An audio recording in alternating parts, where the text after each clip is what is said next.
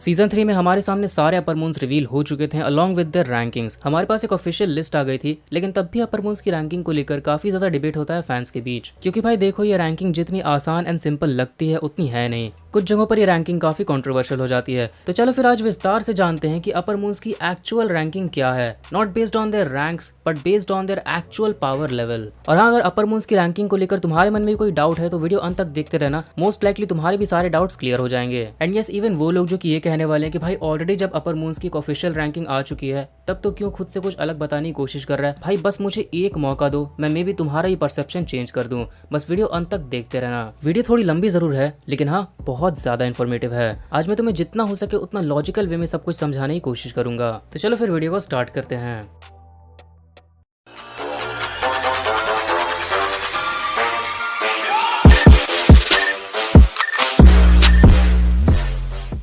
सबसे पहले मैं तुम्हें अपर मून्स की जो ऑफिशियल रैंकिंग है वो बता देता हूँ।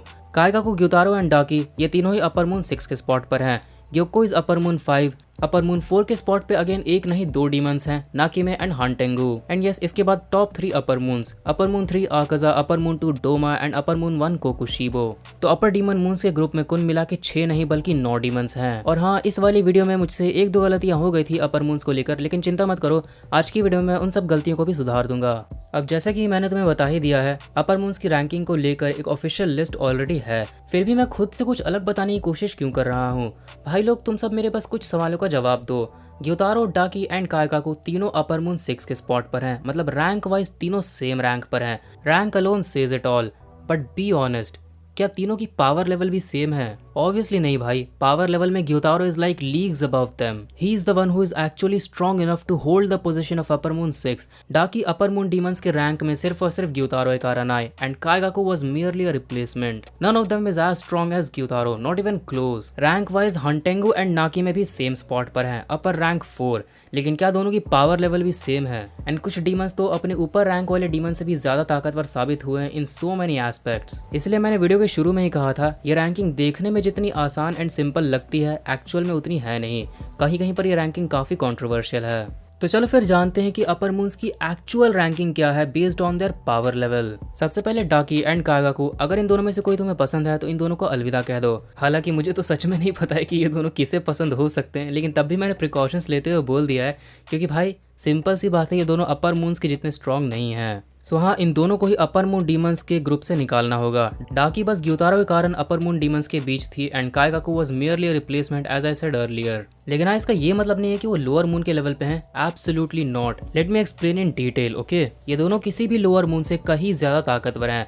डाकी and Kaigaku are like the difference between upper moons and lower moon. सही मायने में देखा जाए तो डाकी कमजोर नहीं थी, वो बस कंपैरेटिवली कमजोर साबित हुई क्योंकि उसका सामना ही बहुत स्ट्रॉन्ग अपोनेंट से हो गया था। फॉर एग्जाम्पल, मुइचिरो ही भाई कोकुशिबो से भिड़ा और इजिली हार गया।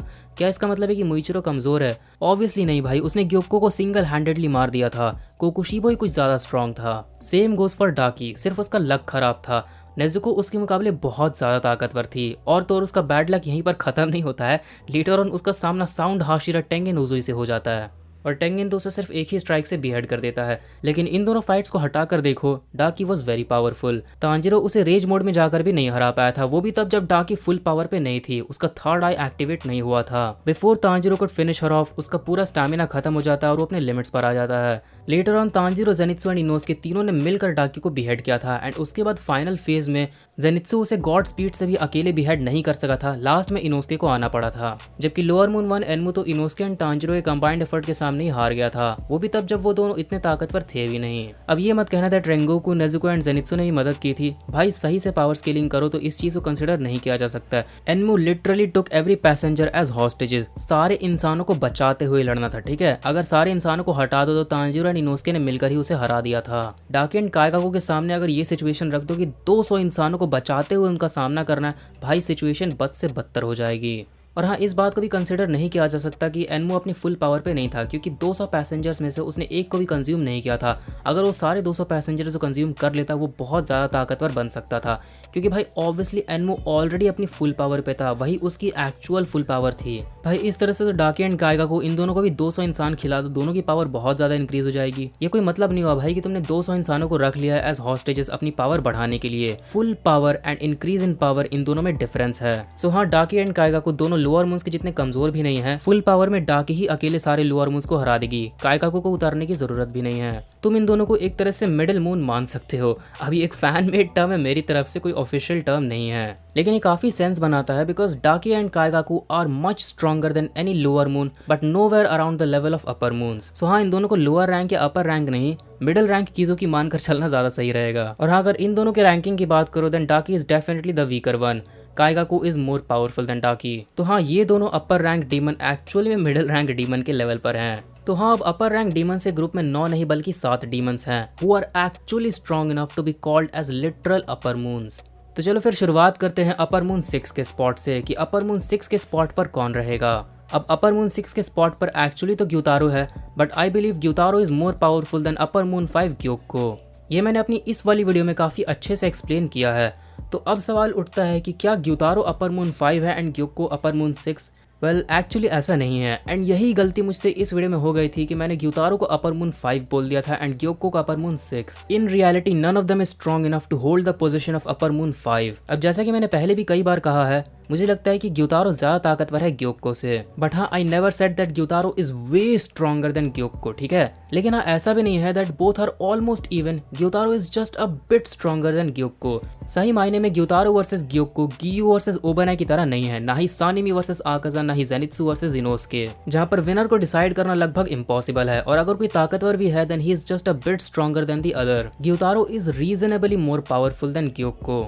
अब अगर तुम्हें ऐसा लगता है कि ग्योक्को ग्यूतारो से ज्यादा ताकतवर है then it's completely fine, of course तुम अपना ओपिनियन रख सकते हो, बट मुझे लगता है that Gyutaro is definitely stronger than Gyokko. लेकिन हाँ, वो ग्योक्को से इतना ज्यादा ताकतवर नहीं है कि दोनों का एकदम लेवल ही अलग हो जाए और दोनों में रैंक डिफरेंस आ जाए, क्योंकि भाई अपर मून्स में रैंक डिफरेंस आना, it's like the higher one is way stronger than the one below him. तुम तांजिरो एंड ग्योमे को ले सकते हो as an example for this. अब जैसा कि मैंने इस वीडियो में एक्सप्लेन किया, ग्योमे इज मोर पावरफुल, लेकिन हाँ, वो तांजिरो से इतना ज्यादा ताकतवर नहीं है कि दोनों का एकदम लेवल ही अलग हो जाए और रैंक डिफरेंस आ जाए। फॉर एग्जाम्पल, अगर ग्योमे अपर मून 4 के लेवल पर है, अब चौंकना मत, मैं यहाँ पर बस एक इमेजिनरी एस्टिमेट दे रहा हूँ, ठीक है।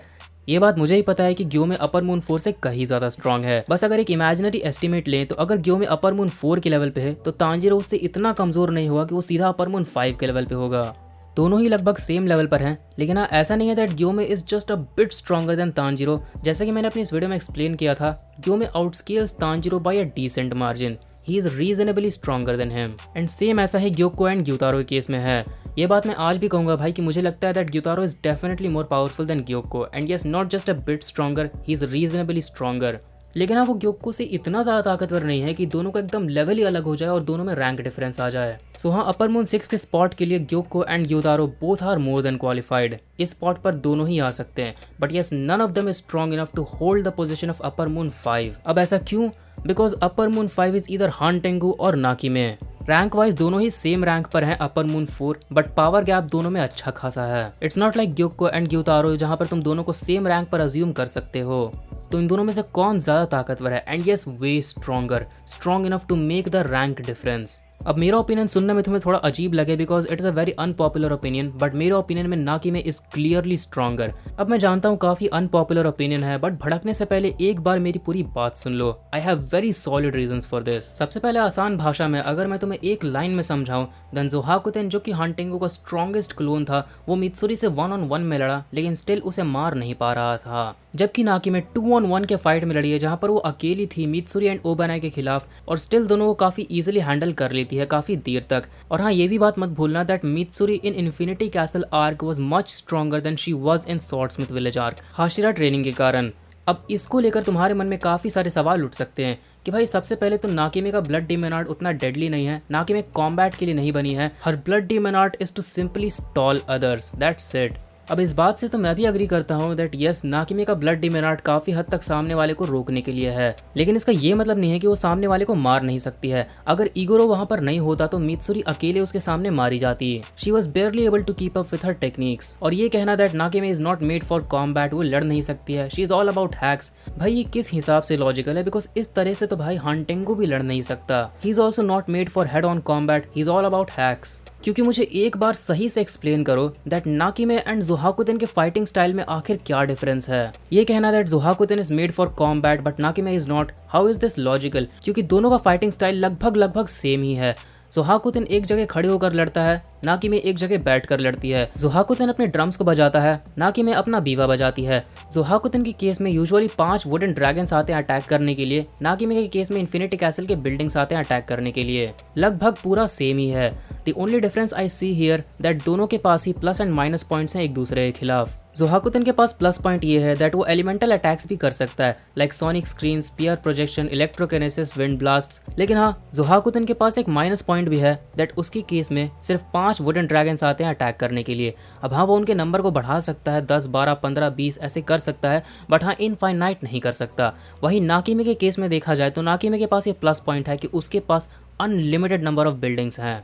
नाम ही से पता चलता है भाई, इन्फिनिटी कैसल, और तो और वो ओमनी डायरेक्शनल अटैक कर सकती है, उसके बिल्डिंग्स कहीं से भी अटैक कर सकते हैं। जबकि ज़ोहाकुतेन के केस में ऐसा नहीं है, वो जहाँ पर खड़ा रहता है वहीं से सारे ड्रैगन्स ओरिजिनेट होते हैं और वहीं से सब आते हैं अटैक करने के लिए। ऐसा नहीं है कि अचानक से कोई पीछे से आ जाएगा। लेकिन हाँ, नाकीमे के पास भी एक माइनस पॉइंट है कि वो एलिमेंटल अटैक्स नहीं कर सकती है, उसे केस में सिर्फ बिल्डिंग्स आकर सामने वाले को क्रश कर देंगे। तो भाई लगभग दोनों का फाइटिंग स्टाइल सेम ही है, लेकिन फिर भी ये कहना that one is made for combat and the other is all about hacks, ये किस हिसाब से लॉजिकल है। सो हाँ, दोनों ही डीमंस अच्छे से लड़ सकते हैं। एंड एज वी नो, ज़ोहाकुतेन मीत्सुरी को मार नहीं पा रहा था despite going all out. Yes, he was going all out, क्योंकि हांटेंगू भी लेटर ऑन ये बात बोलता ही है that Zohakuten is using too much of his power, इसीलिए उसकी रीजनरेशन काफी स्लो हो चुकी है। ये लिटरली ऑफिशियल स्टेटमेंट है एपिसोड में। On top of that, Zohakuten खुद भी ये बात बोलता है दैट उसे मीत्सुरी से तब तक लड़ना पड़ेगा जब तक उसका स्टैमिना खत्म नहीं हो जाता, तभी वो उसे मार सकता है। ये बिल्कुल मेरे कार एंड इंसान वाले एग्जांपल की तरह है, जो कि मैं काफी बार देता हूँ ऐसी कोई फाइट एक्सप्लेन करने के लिए, कि अगर कोई इंसान कार से रेस लगाए और दोनों की टॉप स्पीड लगभग इक्वल रहती है, बट बीइंग अ ह्यूमन वो इंसान अपना स्टैमिना लूज करने लगेगा और लास्ट में उसकी स्पीड 0 हो जाएगी। तो ऐसे सिचुएशन में उस कार ने उस इंसान को अपनी स्पीड के दम पर नहीं हराया, biological factors like stamina and endurance played the biggest role. और ऐसे में दोनों की फुल स्पीड को स्केल करो तो दोनों की टॉप स्पीड लगभग सिमिलर ही थी। Same goes for Mitsuri and Zohakuten. Mitsuri was clearly matching him beat for beat. अब तुम ये कह सकते हो भाई कि मीत्सुरी भी तो अटैक नहीं कर पाई थी, वो भी तो पूरे फाइट में बस खुद को डिफेंड कर पा रही थी। She was not able to go in offensive mode. अब भाई ये बात सच है, लेकिन इसके पीछे एक कारण भी है। मैं मानता हूँ कि मीत्सुरी में उतनी अकल नहीं है, हाशिरास के बीच वो सबसे बेवकूफ़ हाशिरा है, लेकिन भाई वो इतनी कम अकल नहीं है कि एक बार सांप के बिल में हाथ डाल चुकी है, कटवा भी चुकी है, और इतना सब के बाद भी एक और बार सांप के बिल में अपना हाथ डाल देगी कि भाई एक और बार काट लो। वो पहले ही देख चुकी है कि ज़ोहाकुतेन मेन बॉडी नहीं है, उसे बिहेड करने का कोई मतलब नहीं बनता है। मीत्सुरी को सिर्फ ज़ोहाकुतेन को रोकना है, दैट्स इट। वरना ये कहना कि वो पूरे फाइट में सिर्फ खुद को डिफेंड कर पाए, she was not able to go in offensive mode, भाई बिना डीमन स्लेयर मार्क के बेस में ही Mitsuri was able to reach his neck. तो तुम एक बार खुद सोचो, क्या वो डीमन स्लेयर मार्क के साथ ऐसा नहीं कर सकती थी जब उसकी स्पीड एंड स्ट्रेंथ पहले से भी कहीं ज्यादा इंक्रीज हो गई थी? वो चाहती तो किसी भी वक्त ज़ोहाकुतेन को बिहेड कर सकती थी, सिंस वो ऑलरेडी लगभग उसका गला काट ही चुकी थी without demon slayer mark and without any kind of death hemp. She was just caught off guard in that moment. So हाँ, अगर मीत्सुरी चाहती तो उस पर अटैक भी कर सकती थी खुद को डिफेंड करने के साथ ही साथ, लेकिन हाँ वो इतनी बेवकूफ नहीं है। So yes, the ultimate fact, Zohakuten full power use करने के बाद भी मीत्सुरी को नहीं मार पाया, जबकि नाकीमे ना सिर्फ मीत्सुरी बल्कि ओबानाई को भी अकेले ही संभाल रही थी। तुम्हारा ये सवाल हो सकता है कि भाई ज़ोहाकुतेन तो मार्क्ड मीत्सुरी से लड़ा था जबकि नाकीमे ने बेस मीत्सुरी का सामना किया है। Well let me tell you, even in base Zohakuten के अटैक्स के सामने मीत्सुरी को कोई भी दिक्कत नहीं आ रही थी। उसने तो उसके ब्लड डीमन आर्ट को भी काफी इजीली काउंटर कर लिया था and she was able to reach his neck, जबकि नाकीमे के केस में she was barely able to keep up with her attacks। जबकि इस समय मीत्सुरी इवन इन बेस कहीं ज्यादा ताकतवर है पहले से, और तो और नाकीमे ओबानाई का भी सामना कर रही है और समहाउ उसके भी अटैक्स को काउंटर कर रही है। And yes, serpent Hashira Obanai Iguro is more powerful than marked Mitsuri even in base. Base में ही ओबानाई was able to land so many attacks on Muzan, and yes, Muzan was on a whole other level compared to Zohakuten। तो हाँ, किसी भी angle से देख लो, नाकीमे ने ज्यादा ताकतवर अपोनेंट्स का सामना किया and yet she was able to fight way better than Zohakuten। अब तुम्हारा एक फाइनल डाउट होगा कि भाई तू तब से ज़ोहाकुतेन की बात ही क्यों कर रहा है? हांटेंगू और ज़ोहाकुतेन एक थोड़ी है। ज़ोहाकुतेन हांटेंगू का सिर्फ एक पार्ट है, हांटेंगू मेन है। ज़ोहाकुतेन के पास जितनी पावर है वो सब उसे हांटेंगू से मिली है। ज़ोहाकुतेन की पावर लेवल को कंसिडर करके ये नहीं कहा जा सकता दैट हांटेंगू भी उसी लेवल पे होगा। Hantengu is much stronger. लेकिन क्या हो अगर मैं कहूँ दैट रियलिटी में Hantengu is featless, and not only featless, he is powerless on his own. और एक्चुअली में Zohakuten is the main unit in terms of power. तुम्हें सुनने में थोड़ा अटपटा सा लग सकता है, but let me give you the best example of it, जिससे तुम्हें एक ही बार में समझ में आ जाएगा। Hantengu is just like a Pokemon trainer. एक पोकेमॉन ट्रेनर अपने पोकेमॉन्स को भेजता है लड़ने के लिए, ठीक उसी तरह से हांटेंगू अपने क्लोन्स को भेजता है लड़ने के लिए। वो खुद नहीं लड़ सकता। हानटेंगू के खुद के फीट्स को देखो देन ही इज लिटरली फीटलेस। वो मोइचिरो के अटैक को सही से डॉज नहीं कर सका था, वो अटैक उसे हिट हो ही गया। उसके बाद तांजिरो के अटैक के भी अगेंस्ट वो गिरते पड़ते उस अटैक को डॉज करता है एंड दैट्स इट। उसके बाद नेजुको उसे एक लात मारती है एंड मोइचिरो आकर उसे बीहेड कर देता है। इसके बाद हानटेंगू के पास बस एक ही फीट बचा है, एक एक्सट्रीमली ड्यूरेबल नेक के साथ चूहे की तरह यहाँ वहाँ दौड़ना। That's it. इसका मतलब ये नहीं कि हानटेंगू कमजोर है, अपने क्लोन्स को उसी ने बनाया है एंड ज़ोहाकुटेन के पास डेफिनेटली जितनी पावर है वो हानटेंगू की ही पावर है। लेकिन बात यह है कि वो अपनी पावर अपने क्लोन्स को दे देता है और उन्हें लड़ने के लिए भेजता है, वो खुद नहीं लड़ सकता। और ज़ोहाकुटेन के पास हानटेंगू की अप्रॉक्सीमेटली 90% पावर है, बाकी की 10% उरामी के पास है। सो हाँ, ज़ोहाकुटेन की पावर को कंसिडर करके हानटेंगू की पावर का अंदाजा लगाना बिल्कुल भी गलत नहीं है। ज़ोहाकुटेन की जो फुल पावर है वही हानटेंगू की भी फुल पावर है। हाँ, हानटेंगू बस थोड़ा सा ज़्यादा ताकतवर होगा ज़ोहाकुटेन से, बिकॉज एज आई सेड ज़ोहाकुटेन के पास अप्रॉक्सीमेटली 90% पावर है। ऐसा नहीं है कि अकेले सारी पावर ज़ोहाकुटेन के पास है, और ये भी बैलेंस हो जाता है बिकॉज मित्सुरी भी फुल स्ट्रेंथ पर नहीं थी जब वो मार्क्ड फॉर्म में आई थी। उसने ऑलरेडी ज़ोहाकुटेन का कंप्रेस्ड साउंड वेव अटैक सह लिया था, वो भी अपने 70 to 80% स्टैमिना पर होगी उस समय। तो हाँ, अगर ज़ोहाकुटेन के पास सारी पावर्स नहीं है हानटेंगू की, तो मित्सुरी भी फुल पावर में नहीं थी। तो अगर ज़ोहाकुटेन को हानटेंगू की सारी पावर्स के साथ कंसिडर करो तो मित्सुरी को भी फुल स्ट्रेंथ पर कंसिडर करना, एंड देन नतीजा यही रहेगा दैट दोनों की फाइट सेम ही रहेगी जैसे कि ओरिजिनल स्टोरी लाइन में थी। तो हाँ, ये जो तुम्हारा फाइनल डाउट था वो अब क्लियर हो गया होगा कि मैं क्यों यहाँ पर सिर्फ ज़ोहाकुटेन की ही बात कर रहा हूँ तब से, because he is the main unit in terms of power. And as I said, Nakime faced much stronger opponents and she was outnumbered as well, लेकिन स्टिल यहाँ पर वो ज़ोहाकुटेन से अच्छा लड़ जाती है। जहाँ स्वॉर्ड्समिथ विलेज आर्क की मित्सुरी बेस में ही ज़ोहाकुटेन की सारे अटैक्स को ईजिली काउंटर कर ले रही थी, इवन उसके ब्लड डीमन आर्ट को भी इन्फिनिटी कैसल आर्क की मित्सुरी नाकिमे के अटैक्स के अगेंस्ट बहुत मुश्किल से खुद को संभाल पा रही थी। And at the same time Nakime Obanai से भी लड़ रही थी। और तो और नाकिमे के पास इन्फिनिटी कैसल मैनिपुलेशन के अलावा पोर्टल क्रिएशन की भी एबिलिटी है। मैं ये बात जानता हूँ दैट दोनों ही डीमंस काफ़ी अंडररेटेड हैं, but I think Nakime is by far the most underrated demon of the entire series. तो हाँ, भले ही तुम्हें थोड़ा अजीब लगे, but Nakime is much stronger than Hantengu and she deserves to be the actual upper moon 4 which pushes Hantengu backwards to the upper moon 5 spot। And yes, इसके साथ मैं अपनी आखिरी गलती भी सुधार लेता हूँ जो कि मैंने इस वीडियो में की थी। अगर तुमने ये वीडियो देखी है तो इस वीडियो में मैंने काफी डिटेल में एक्सप्लेन किया था with so many solid reasons and arguments that Tengen full power में ऑलमोस्ट हानटेंगू के लेवल का है। ये बात मैं अभी भी कहूंगा, बट गलती बस इतनी है कि मैंने कहा टेंगेन अपर मून 4 के लेवल पे होगा। That's not true because Hantengu himself is not that strong, not after Nakime arrived. So हाँ, फुल पावर में टेंगेन अपर मून 5 के लेवल पे है, not upper moon 4, because Nakime is way stronger than Tengen and Hantengu. And now finally अगर top 3 demon moons की तरफ नजर डाले देन आई डोंट थिंक इसमें उतना कुछ डिबेट या कंफ्यूजन है। Their ranking is perfect. Doma is way stronger than Akaza and defeats him at mid to high difficulty at best। Akaza and Doma के बारे में अगर तुम्हें कुछ डाउट है तो तुम मेरी ये वाली वीडियो जाकर चेकआउट कर सकते हो। इसे मैंने काफ़ी डिटेल में इन दोनों की फाइट को एक्सप्लेन किया है। And yes, Kokushibo's position is unquestionable, no explanations needed. तो अब फाइनली अगर सबको रैंक किया जाए सही ऑर्डर में then it is like this. Daki and Kaigaku upper moon demons की लिस्ट में नहीं आएंगे सिंस वो एक्चुअल अपर मून्स के जितने ताकतवर नहीं है। So now starting off the list with upper moon 6th spot, Gyokko और ग्योतारो दोनों ही अपर मून 6 के पोजीशन पर रहेंगे। अपर मून 5 की पोजीशन पर हानटेंगू है एंड अपर मून 4 की पोजीशन पर Nakime as I explained earlier. And yes, top 3 demon moons are perfectly placed, जहां पर आकाज़ा अपर मून 3 है, Doma upper moon 2 and Kokushibo upper moon 1। So ये थी मेरी रैंकिंग अपर मून्स के बारे में, दैट उनके रैंक के हिसाब से नहीं, उनके पावर के हिसाब से अपर मून्स की एक्चुअल रैंकिंग क्या होनी चाहिए। तुम सब अपनी रैंकिंग कमेंट्स में बताओ कि तुम लोग इन सारे डीमंस को किस ऑर्डर में रैंक करोगे। तो चलो फिर आज के लिए बस इतना ही। वीडियो अच्छी लगी हो तो प्लीज़ लाइक कर देना एंड चैनल पर नए हो तो प्लीज़ सब्सक्राइब भी कर लेना so you don't miss another demon slayer video. तो चलो फिर मिलता हूँ तुम सबसे नेक्स्ट वीडियो में।